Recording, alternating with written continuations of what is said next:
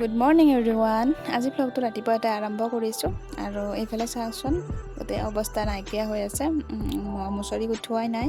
আমাৰ গুণগুণৰ ক্লাছ 9:30 পৰা হয়, সেইকাৰণে সোনকালে স্কুল পঠাব লাগে আৰু মোৰ উঠোতে আজি দেৰি হৈ গ'ল সেইকাৰণে। আৰু এইবোৰ দেখিছেনে, কিবা বিচাৰোঁতে এইবোৰ কাপোৰ গোটেই এনেকুৱা খেলি মেলি হৈ আছে। এতিয়া মই ৰুমটো ধুনীয়াকৈ চাফ চিকুণ কৰি লওঁ। এইবোৰ আঁঠুৱা কম্বল ধুনীয়াকৈ জাপি লওঁ।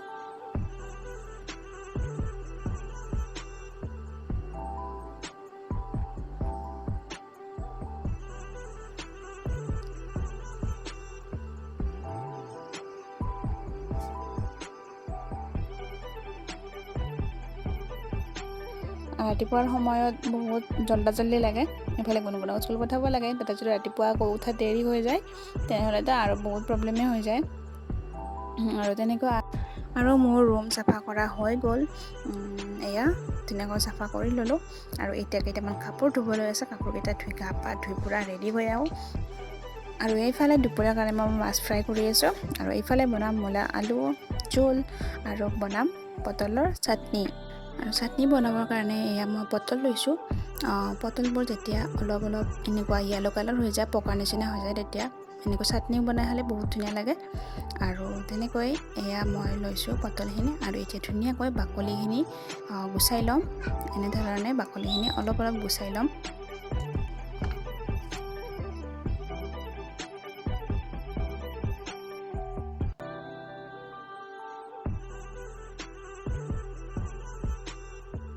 এয়া মই ধুনীয়াকৈ বাকলিখিনি গুচাই পটলকেইটা ধুই লৈছোঁ।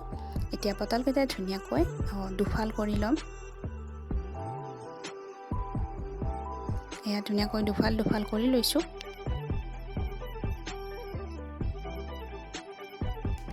এতিয়া ইয়াতে থকা ডাঠ গুটিখিনি, যিকেইটা পূৰা বহুত টান হৈ গৈছে, সেইখিনি গুটিখিনি উলিয়াই দিম। এয়া ধুনীয়াকৈ মই উলিয়াই ল'লোঁ। এতিয়া এইফালে মই গেছত পেন পাতি দিছোঁ। পেনত দিছোঁ তেল পটলখিনি ফ্ৰাই কৰিবৰ কাৰণে। এতিয়া মই তেলখিনিত গোটেইখিনি পটল এপিচ এপিচকৈ দি ল'ম।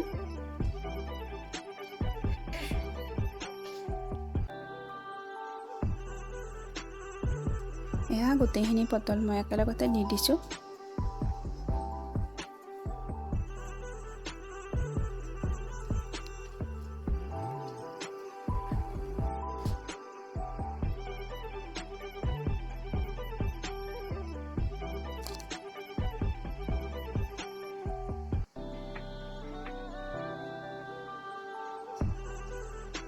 এতিয়া মই পটলখিনি ধুনীয়াকৈ লুটিয়াই দিম।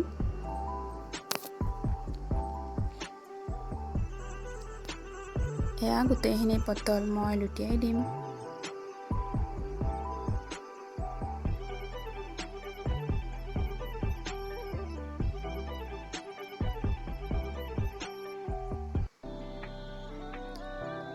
আৰু গোটেইখিনি পটল লুটিয়াই ল'লোঁ। আৰু ধুনীয়াকৈ হৈ যোৱাত এতিয়া পটলখিনি মই উঠাই ল'ম। আৰু এয়া ধুনীয়াকৈ ছাইডত ৰাখি দিম, কাৰণ তেলখিনি নিগৰিবৰ কাৰণে।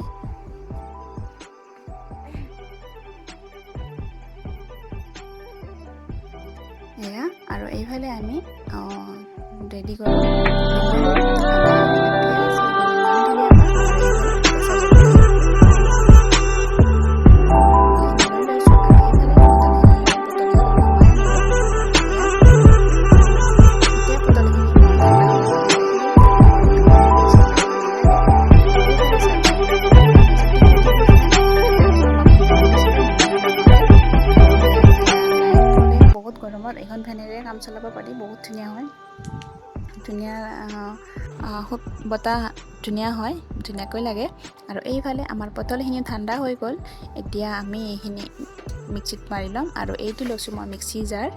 এতিয়া মই পটলখিনি দুই ভাগ কৰি কাটি দি দিম।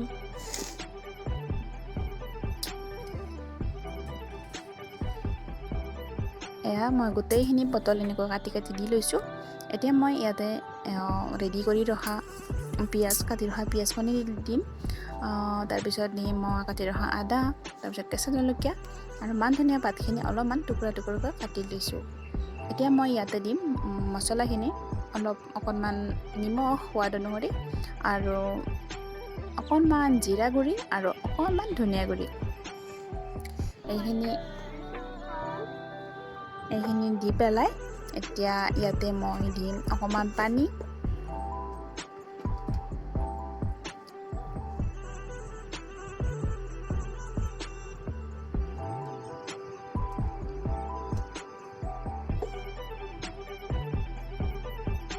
অকণমান পানী দিম আৰু দি পেলাই ধুনীয়াকৈ মিক্সিত পিচি ল'ম।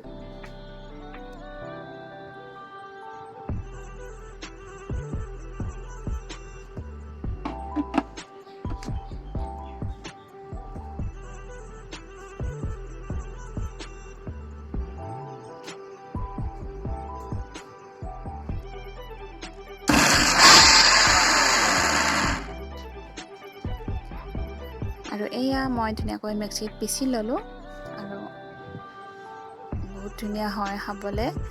আপোনালোকে এবাৰ ট্ৰাই কৰি চাব। আৰু এয়া আমাৰ পটলৰ চাটনি ৰেডি।